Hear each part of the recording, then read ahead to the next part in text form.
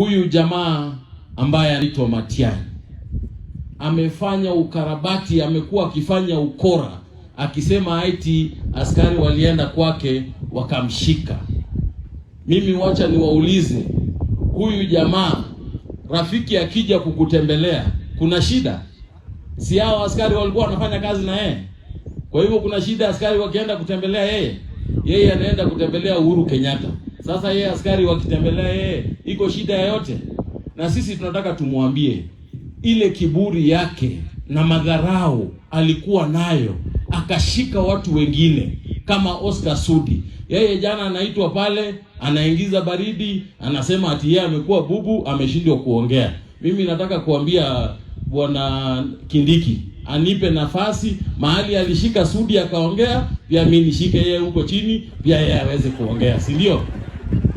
Kwa sababu yeye alituhangaisha, akatutusi, akatufanyia maneno mengi ambaye si ya heshima.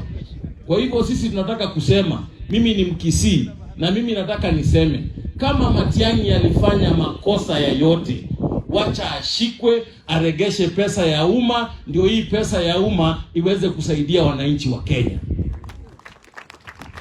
We cannot forgive people for stealing public money. Mimi sitakubaliana na Kiborek na Oscar Sudi hati asamehewe. Anasamehewa kwa nini? Kama amechukua pesa ya umma, wacha aregeshe pesa ya umma ili tuweze kutengeneza barabara zetu ambazo zimekwama, ili tuweze kusomesha watoto wetu. Hawa watu usiku wa kura waliiba zaidi ya 15 billion in one day. Wakalipa 6.1 billion to Hilois, pesa ya Telcom Kenya. Hiyo pesa ikaenda huko Malaysia, ikarudi, ikaingia kwa kampuni inajiita Jamhuri Holdings. Hii pesa 6 billion ilitosha kuandika walimu zaidi ya 30,000 wale William Ruto ameandika juzi bila aliingia serikalini. Pesa anasema ati saa hii bei ya chakula imeenda juu, gharama ya maisha imeenda juu. Huo usiku wa kura alichukua zaidi ya 4 billion on subsidy ya unga. 4 billion on subsidy ya unga. Na hata hiyo unga, nyinyi watu wa Kapseret mliona unga? Mliona unga ya 100? Mimi kwangu Kisii kuona unga ya 100. Hii pesa ilienda kwa mifuko ya watu fulani.